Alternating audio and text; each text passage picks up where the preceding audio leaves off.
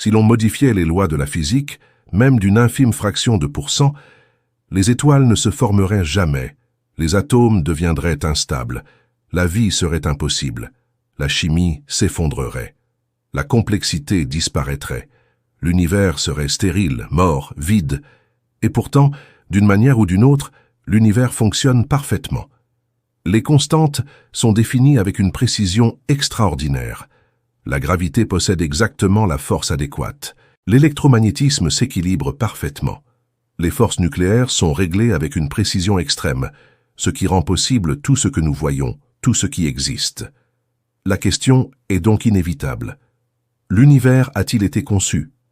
J'ai consacré toute ma carrière à l'étude des lois fondamentales de la physique, de la mécanique quantique, de la relativité générale, de la théorie des cordes, des trous noirs et de la structure de l'espace-temps. Et plus j'apprends, plus je calcule, plus j'observe, plus il devient difficile d'ignorer cette question, car plus on regarde en profondeur, moins l'univers paraît accidentel. Ce n'est pas une question facile. Pour beaucoup de physiciens, pour beaucoup de scientifiques, nous préférons expliquer les phénomènes par des processus naturels, par le hasard, par la nécessité, par les mathématiques, par les lois physiques. Nous évitons les questions à connotation philosophique, métaphysique ou religieuse. Mais le réglage fin de l'univers n'est pas de la philosophie, c'est de la physique. C'est une observation, c'est un calcul, et cela exige une explication. Permettez-moi de vous expliquer. Permettez-moi de vous expliquer. En physique, il existe certains nombres, des constantes, qui définissent le fonctionnement de l'univers. À notre connaissance, ces valeurs ne découlent pas de principes plus profonds. Elles sont simplement mesurées, observées, déterminées par l'expérience, et elles ont des valeurs spécifiques qui ne semblent pas être requises par une théorie sous-jacente. La constante gravitationnelle, la constante de structure fine, les masses des particules fondamentales, l'intensité des forces nucléaires, la constante cosmologique. Ces chiffres auraient pu, en principe, être différents. Nous ignorons pourquoi ils ont ces valeurs. Nous les mesurons et nous les acceptons. Mais voici ce qui est étrange, ce qui est troublant, ce qui est profond. Si l'on modifiait ces constantes, même de très petites quantités, l'univers ne fonctionnerait pas, les étoiles ne se formeraient pas, les atomes ne seraient pas stables, la chimie n'existerait pas, la vie serait impossible. Prenons la gravité. La gravité est extraordinairement faible comparée aux autres forces. La force électromagnétique entre deux protons est environ 10 à 36 fois plus forte que la force gravitationnelle entre eux. C'est un ratio énorme, une différence stupéfiante. Pourquoi la gravité est-elle si faible? Nous ne savons pas. Mais si la gravité était légèrement plus forte, même de 1%, les étoiles brûleraient beaucoup plus vite. Leurs réserves de carburant s'épuiseraient en des millions d'années, et non en milliards. Il n'y aurait pas le temps pour que les planètes se forment, pour que la vie évolue, pour que la complexité émerge.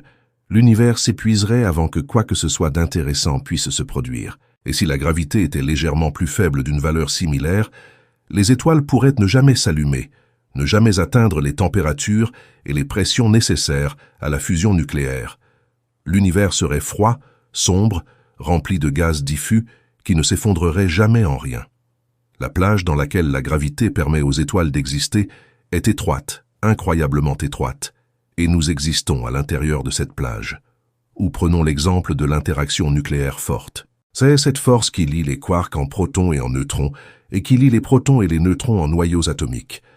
Elle est incroyablement puissante, mais seulement à très courte distance, à l'échelle d'un noyau atomique. Si l'interaction forte était légèrement plus faible d'environ 5%, le deutérium ne serait pas stable. Le deutérium est un isotope de l'hydrogène composé d'un proton et d'un neutron. Elle est essentielle aux réactions de fusion qui alimentent les étoiles. Sans deutérium stable, les étoiles ne pourraient pas entretenir la fusion. Elles ne pourraient pas produire les éléments qui composent tout ce que nous voyons. Et si l'interaction forte était légèrement plus forte d'une valeur similaire, deux protons pourraient se lier sans avoir besoin d'un neutron. Cela changerait fondamentalement la physique nucléaire. Cela modifierait l'abondance des éléments et rendrait l'hydrogène beaucoup plus réactif dans les processus nucléaires. Le tableau périodique serait différent. La chimie serait différente. La vie telle que nous la connaissons impossible. Là encore, la fenêtre d'opportunité est étroite. La plage dans laquelle l'interaction forte permet la chimie, les étoiles, la complexité, est restreinte. Et nous existons à l'intérieur de cette fenêtre. Le même schéma se répète pour les autres constantes. L'interaction faible, l'interaction électromagnétique, les masses des quarks, la masse de l'électron, peuvent être modifiées, même légèrement. Et l'univers se désagrège, devient inhospitalier, devient stérile. C'est ce que les physiciens appellent le réglage fin. Les constantes de la nature semblent être réglées avec une précision extraordinaire pour permettre l'existence de structures complexes, d'étoiles, de galaxies, de planètes, de la vie, de nous-mêmes. Mais l'exemple le plus troublant, le mystère le plus profond, est peut-être la constante cosmologique, la densité d'énergie de l'espace vide, du vide dans la théorie quantique des champs. Nous calculons que l'espace vide devrait posséder de l'énergie. Fluctuation du vide, particules virtuelles apparaissant et disparaissant. Ces éléments contribuent à la densité énergétique du vide. Et lorsqu'on calcule la quantité d'énergie que devrait contenir l'espace vide, la réponse est énorme, catastrophique. Le calcul donne une valeur environ 10 à 120 fois supérieure à celle que nous observons. Il ne s'agit pas d'une petite différence, il s'agit du plus grand désaccord entre la théorie et l'observation dans toute la physique. On appelle cela le problème de la constante cosmologique, ou la catastrophe du vide. La valeur observée de la constante cosmologique, la densité d'énergie réelle de l'espace vide, est incroyablement petite, mais pas nulle. C'est positif, mais minime. Environ 10 puissance moins 120 dans certaines unités. Si l'espace était aussi vaste que nos calculs le suggèrent, il se dilaterait de façon si violente et si rapide que les galaxies, les étoiles et les planètes ne pourraient jamais se former. La matière serait déchirée avant même de pouvoir s'agglomérer. L'univers serait vide, sans relief, mort. Et si la constante cosmologique était négative d'une magnitude similaire, l'univers s'effondrerait à nouveau presque immédiatement après le Big Bang. Il n'y aurait pas le temps pour quoi que ce soit de se produire. Ainsi, d'une manière ou d'une autre, la constante cosmologique est presque exactement annulée à une partie sur 10 puissance 120 près, ne laissant qu'une infime valeur résiduelle qui permet à l'univers de se dilater doucement pour permettre la formation de structures, la formation de galaxies, l'allumage des étoiles, l'émergence de la vie. Ce n'est pas un résultat naturel. Ce n'est pas ce que nos théories nous réservent. C'est profondément étrange, profondément inquiétant. Et les physiciens n'ont aucune explication satisfaisante quant à la valeur de la constante cosmologique. Permettez-moi une analogie pour vous aider à comprendre à quel point ce réglage fin est improbable. Imaginez, vous debout dans un immense désert, le Sahara, qui s'étend dans toutes les directions sur des milliers de kilomètres, et vous jetez un grain de sable en l'air. Il atterrit quelque part dans le désert. Imaginez maintenant que quelqu'un vous dise que pour que la vie existe, pour que l'univers fonctionne, ce grain de sable a dû atterrir à un endroit précis, un cercle d'1 centimètre de diamètre, au milieu du désert, à des milliers de kilomètres de l'endroit où vous vous trouvez. Et d'une manière ou d'une autre, ça a marché. Les grains sont tombés exactement à cet endroit. Qu'en pensez-vous? Pensez-vous que c'est de la chance, du hasard, une coïncidence, ou soupçonnez-vous qu'un élément extérieur a influencé l'endroit où les grains ont atterri? C'est le cas de la constante cosmologique et de nombreuses autres constantes. La plage dans laquelle elles permettent le fonctionnement d'un univers est incroyablement étroite, et pourtant les valeurs que nous observons se situent dans cette plage. Il n'existe désormais que quelques explications possibles à cela. La première chose, c'est la chance. Pur hasard. Les constantes se sont trouvées par hasard, par coïncidence, dans la plage étroite qui permet la complexité. C'est possible, logiquement, mais de nombreux physiciens trouvent cela insatisfaisant, car les probabilités sont astronomiquement défavorables. La seconde explication est la nécessité. Il existe peut-être un principe plus profond, une théorie sous-jacente que nous ne comprenons pas encore, qui exige que les constantes aient les valeurs qu'elles ont. Peut-être qu'ils ne pouvaient pas être différents. Peut-être n'existe-t-il qu'un seul ensemble de valeurs mathématiquement cohérent et nous n'avons tout simplement pas encore découvert la théorie qui le prouve. C'est ce qu'espèrent de nombreux physiciens. Une théorie finale. Une théorie du tout qui explique pourquoi les constantes sont ce qu'elles sont. qui les déduit des principes premiers, d'une nécessité mathématique. La théorie des cordes est une candidate possible pour une telle théorie, mais jusqu'à présent elle n'a pas déterminé de manière unique les constantes ni expliqué le réglage fin. La troisième explication est la conception. Les constantes ont été fixées par un agent, une intelligence, un processus qui a voulu que l'univers soit ainsi. C'est l'explication la plus controversée, celle qui met les scientifiques mal à l'aise, car elle ressemble à de la théologie, à de la religion, à un renoncement à l'explication naturelle. Mais il existe une quatrième explication, une explication que de nombreux physiciens ont adoptée, bien que non sans controverse, le multivers. Le concept du multivers fonctionne ainsi. Il n'existe pas un seul univers, mais plusieurs, peut-être une infinité, chacun avec des valeurs différentes des constantes, des lois différentes, des propriétés différentes. La plupart de ces univers sont stériles, morts, incapables d'abriter des étoiles, des galaxies, de la complexité, la vie. Mais dans un ensemble vaste ou infini d'univers, certains, par pur hasard, réunissent les valeurs adéquates, les constantes appropriées, les conditions nécessaires à la complexité, aux étoiles, aux galaxies, à la chimie, à la vie, et c'est naturellement que nous nous trouvons dans l'un de ces rares univers, car nous ne pourrions nous trouver nulle part ailleurs. Nous ne pourrions pas exister dans un univers stérile. Le fait que nous observions des constantes finement ajustées n'est donc pas surprenant. C'est un effet de sélection. Nous sommes ici parce que c'est ici que la vie est possible. C'est ce qu'on appelle le principe anthropique. Le principe anthropique faible affirme simplement que nous observons un univers compatible avec notre existence, car, s'il ne l'était pas, nous ne serions pas là pour l'observer. C'est une tautologie, une évidence. Mais ses implications sont profondes. Le principe anthropique fort va plus loin, suggérant que l'univers doit posséder des propriétés permettant l'existence d'observateurs. Cette version est plus controversée, plus spéculative, car elle semble placer les observateurs au centre de la cosmologie d'une manière qui paraît inconfortable, injustifiée, mais le multivers fournit un cadre permettant au principe anthropique faible de fonctionner. S'il existe d'innombrables univers avec des constantes aléatoires ou variées, alors se retrouver dans un univers finement réglé n'est pas surprenant, c'est inévitable, c'est la sélection naturelle. Le multivers n'est pas une pure spéculation. Elle découle de la physique sérieuse, de l'inflation, de la théorie selon laquelle l'univers primitif a subi une expansion exponentielle. Une brève période de croissance incroyablement rapide, l'inflation résout de nombreux problèmes en cosmologie, explique la platitude de l'espace, l'uniformité du fond diffus cosmologique, l'absence de monopôle magnétique, mais l'inflation a une conséquence, une prédiction selon laquelle, dans de nombreuses versions de la théorie, l'inflation ne s'arrête pas partout à la fois. Cela se termine dans certaines régions par la création de bulles, d'univers de poche, mais se poursuit indéfiniment dans d'autres régions. C'est ce qu'on appelle l'inflation éternelle, et elle produit un nombre infini ou quasi infini d'univers bulles distincts, chacun potentiellement avec des propriétés différentes, des constantes différentes et une physique différente. La théorie des cordes ajoute une couche supplémentaire. La théorie des cordes suggère que les éléments constitutifs fondamentaux de la nature ne sont pas des particules, mais de minuscules cordes vibrantes, et que la façon dont ces cordes vibrent détermine les particules et les forces que nous observons.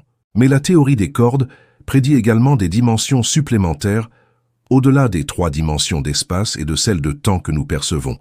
Ces dimensions supplémentaires sont compactées, repliées sur elles-mêmes, si petites qu'on ne les remarque même pas.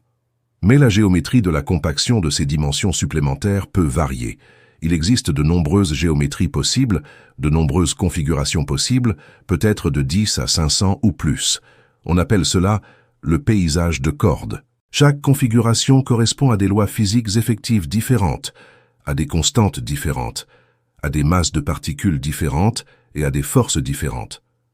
Combinez l'inflation éternelle avec le paysage des cordes, et vous obtenez un vaste multivers avec d'innombrables univers bulles, chacun explorant une partie différente du paysage, chacun avec une physique différente, et quelque part dans ce vaste ensemble, il existe des univers comme le nôtre, avec des constantes finement ajustées, avec des étoiles, avec des galaxies, avec la vie, C'est l'explication la plus courante du réglage fin parmi les physiciens, mais elle n'est pas universellement acceptée. De nombreux physiciens sont mal à l'aise avec le multivers car il leur semble impossible à tester, impossible à réfuter. Si d'autres univers sont au-delà de notre observation, au-delà de notre portée, comment pourrions-nous confirmer ou réfuter leur existence? Est-ce de la science, de la philosophie ou un renoncement? Mais le problème du réglage fin ne concerne pas seulement les constantes, il concerne aussi les conditions initiales, et notamment pourquoi l'univers primitif était tel qu'il était. Le Big Bang n'était pas seulement chaud et dense, il était aussi extrêmement uniforme, extrêmement lisse et d'entropie extrêmement faible. L'entropie est une mesure du désordre, du caractère aléatoire, du nombre de micro-états correspondant à un macro-état donné. Une entropie élevée signifie de nombreuses configurations possibles. Une faible entropie signifie peu de choses. L'univers primitif, d'après les observations du fond diffus cosmologique, était remarquablement lisse, remarquablement uniforme. Les variations de température n'étaient que d'environ 1 partie sur 100 000. Cela correspond à une entropie très faible et à des conditions initiales très particulières. Pourquoi l'univers commencerait-il dans un état aussi particulier, aussi improbable? Si l'on imagine toutes les conditions initiales possibles de l'univers, la grande majorité serait caractérisée par une entropie élevée, un caractère chaotique, aléatoire et désordonné. Un début lisse, uniforme et à faible entropie est incroyablement improbable, incroyablement exceptionnel. Et pourtant, c'est bien ce que nous observons. C'est ce que montrent les données. L'univers primitif était dans un état extraordinairement particulier. Et c'est là une autre forme de réglage fin, non pas des constantes, mais des conditions du point de départ de l'univers. Sans ce commencement particulier, sans cette faible entropie initiale, l'univers n'aurait pas évolué pour donner naissance aux structures que nous observons. Étoiles, galaxies, planètes, vie. Tout dépend du fait que l'univers commence dans cet état particulier et improbable. Pourquoi? Nous ne savons pas. L'inflation apporte une réponse partielle. L'inflation lisse les irrégularités initiales, étire l'univers, le rend plat et uniforme. Mais l'inflation elle-même requiert des conditions initiales particulières pour se déclencher. Donc, cela repousse le problème, mais ne le résout pas complètement. Voilà un autre mystère, un autre aspect du réglage fin que les physiciens peinent à expliquer. L'univers n'a pas commencé dans un état générique et aléatoire. Tout a commencé dans un état très spécifique, très particulier, très improbable, qui a permis à tout le reste de se produire. Permettez-moi maintenant d'aborder un autre mystère profond qui me préoccupe depuis des décennies, la relation entre les mathématiques et la réalité. La physique s'écrit dans le langage des mathématiques. Équations, symétrie, structures géométriques, et ce qui est remarquable, extraordinaire, inexplicable, c'est à quel point les mathématiques parviennent bien à décrire l'univers. Les lois de la physique ne sont pas seulement approximativement mathématiques, ni même vaguement quantitatives. Elles sont décrites avec précision et perfection par d'élégantes structures mathématiques. Les équations de Maxwell, les équations de champ d'Einstein, l'équation de Schrödinger, l'équation de Dirac, ce sont des structures magnifiques, symétriques et mathématiquement riches, et elles fonctionnent. Ils prédisent avec une précision extraordinaire ce qui se produira lors des expériences et des observations dans la nature. Les mathématiques ne sont pas simplement un langage que nous imposons à la nature. Il semble que ce soit la trame même de la réalité. Pourquoi? Pourquoi l'univers est-il mathématique? Pourquoi la nature est-elle régie par des équations que nous pouvons découvrir, comprendre et manipuler? Ce n'est ni évident ni nécessaire. Il est possible d'imaginer un univers où les choses se produisent simplement, sans schéma, sans loi, sans structure mathématique. Mais ce n'est pas notre univers. Notre univers est profondément, infiniment mathématique, et plus nous l'explorons en profondeur, plus il devient mathématique. Mécanique quantique, relativité générale, théorie quantique des champs, théorie des cordes, chaque niveau révèle davantage de structure, de symétrie, de mathématiques. Le physicien Eugene Wigner a qualifié ce phénomène d'efficacité déraisonnable des mathématiques dans les sciences naturelles. C'est déraisonnable car il n'y a aucune raison évidente pour que ce soit si efficace, pour que l'univers se prête si facilement à une description mathématique.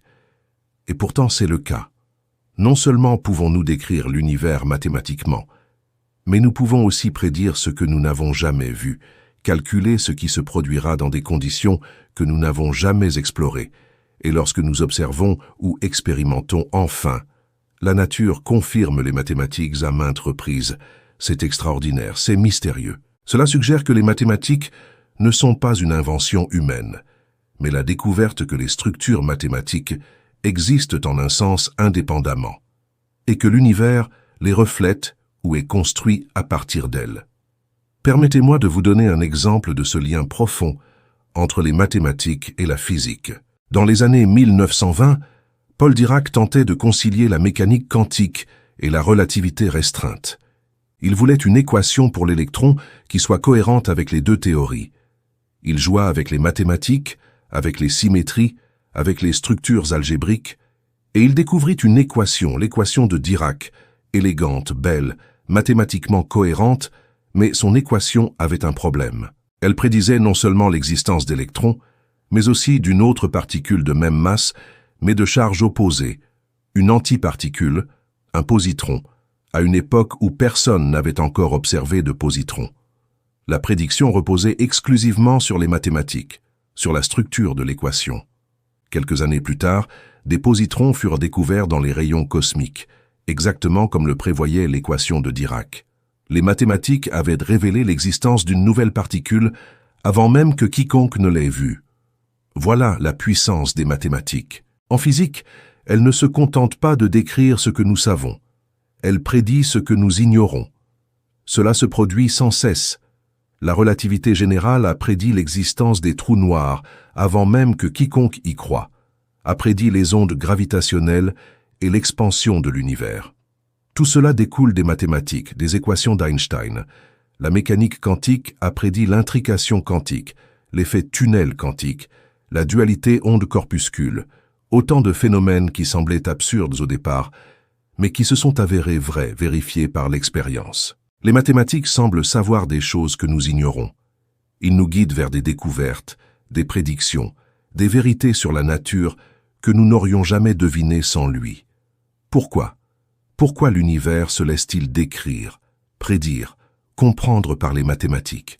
C'est un mystère aussi profond que n'importe quel autre en physique. Et puis, il y a la mécanique quantique, la théorie la plus réussie de l'histoire de la physique, et aussi la plus mystérieuse. La mécanique quantique décrit le comportement des particules aux plus petites échelles, et elle fonctionne parfaitement. Chaque prédiction a été vérifiée avec une précision extraordinaire. L'électrodynamique quantique prédit le moment magnétique de l'électron avec une précision de 12 décimales et correspond exactement aux résultats expérimentaux. Mais la mécanique quantique est étrange, profondément étrange. Il est dit que les particules n'ont pas de propriétés définies tant qu'elles n'ont pas été mesurées. Ils existent en superposition, dans plusieurs états simultanément. L'acte de mesure, d'observation, réduit la superposition à un résultat précis. Cela soulève des questions profondes. Qu'est-ce que la mesure? Qu'est-ce qu'un observateur? La conscience joue-t-elle un rôle dans la détermination de la réalité physique? La plupart des physiciens disent non. La plupart des gens pensent que la mesure se résume à une interaction avec un appareil macroscopique. Rien de spécial, rien de mystérieux. Mais certains ont soutenu que les observateurs sont essentiels, que la conscience est en quelque sorte tissée dans la trame de la mécanique quantique. John Wheeler a proposé le concept d'univers participatif, l'idée que les observateurs contribuent à faire advenir la réalité par l'observation. J'en suis sceptique. Je pense que la conscience est une fausse piste en mécanique quantique, mais je ne peux nier que le problème de la mesure, la question de ce qui constitue une mesure, reste irrésolu après près d'un siècle.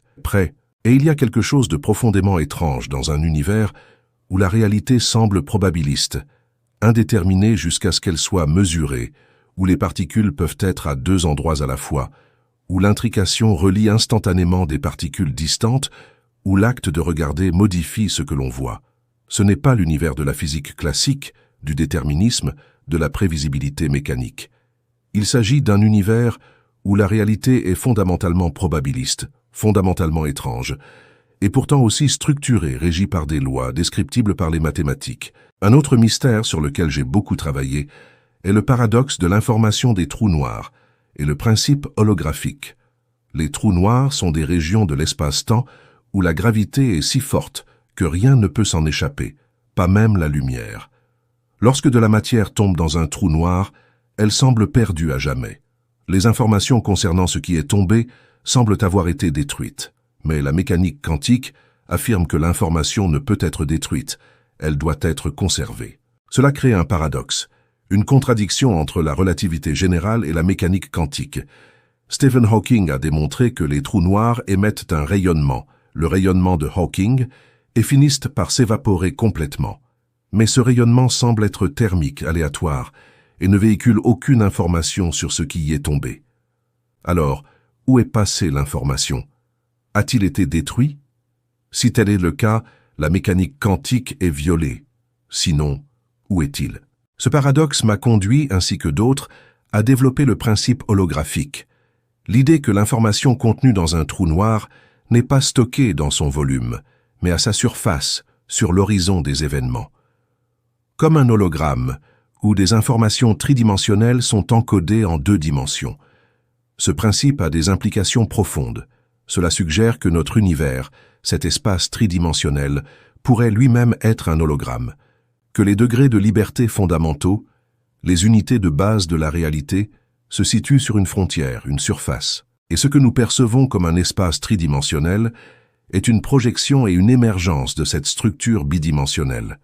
C'est radical, contre-intuitif, et pourtant cela découle d'une réflexion approfondie sur les trous noirs, l'information, la mécanique quantique et la gravité. Cela suggère que l'espace n'est pas fondamental, que la géométrie est émergente, que la réalité possède une structure que nous commençons seulement à comprendre. Je reviens à la question initiale. L'univers a-t-il été conçu? Je ne sais pas, personne ne le sait. Ce n'est pas une question à laquelle la physique peut répondre de manière définitive, du moins pas encore, et peut-être jamais. Mais ce que je peux vous dire, c'est que plus nous étudions l'univers en profondeur, plus nous faisons de découvertes, moins il paraît accidentel. Les constantes se sont ajustées avec précision. Les conditions initiales étaient particulières. Les lois sont mathématiques.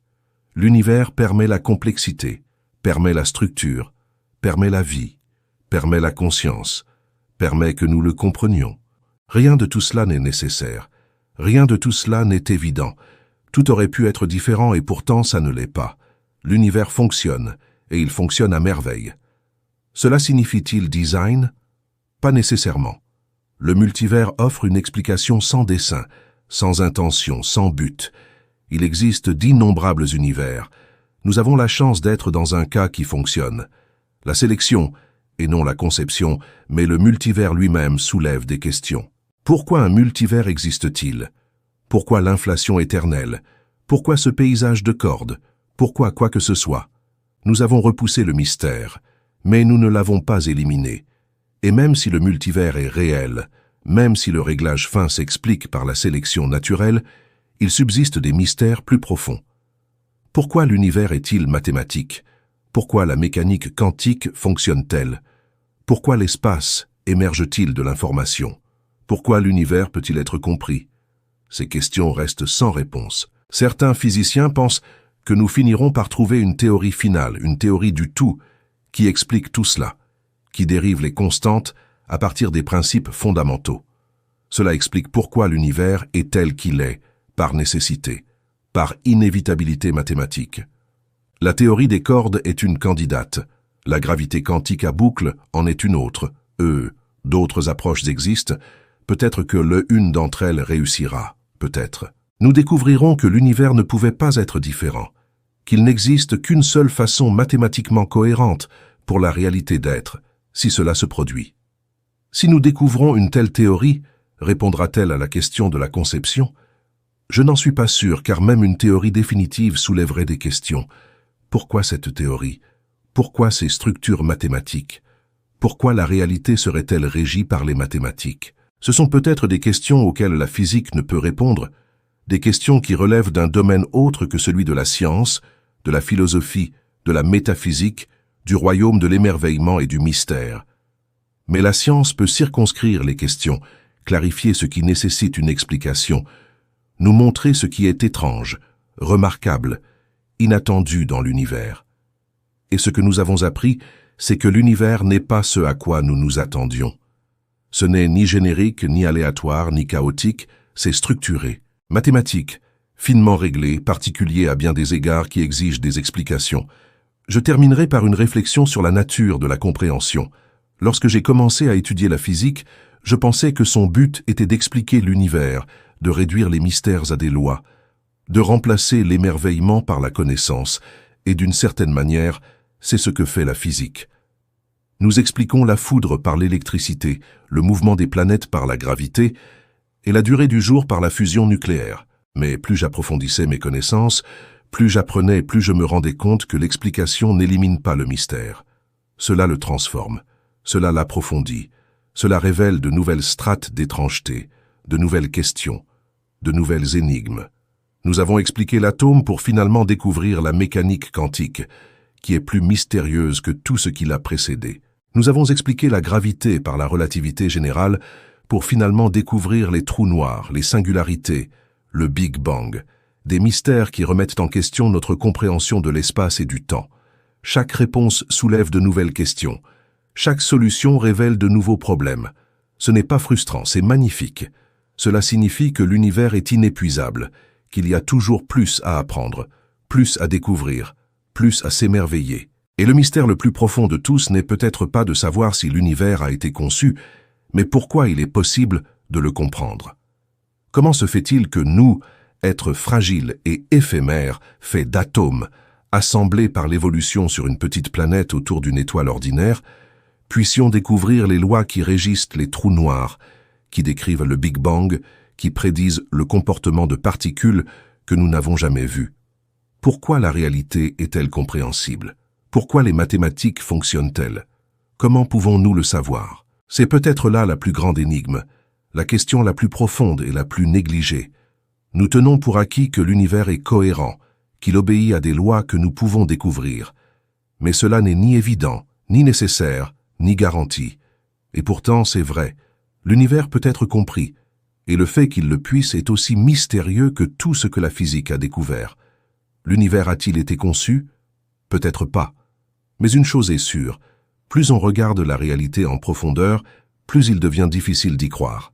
L'univers est simple, c'est le chaos. Les constantes sont ajustées. Les conditions initiales étaient particulières. Les lois sont mathématiques. La structure est élégante. L'univers permet la compréhension. Rien de tout cela ne prouve l'existence d'un dessein intentionnel. Mais tout cela soulève la question, et la question ne disparaîtra pas. Peu importe tout ce que nous apprenons, peu importe les progrès de la physique, la question demeure. Pourquoi cet univers? Pourquoi ces lois? Pourquoi la réalité est-elle ainsi? Et le plus mystérieux peut-être est que l'univers puisse être compris. Merci.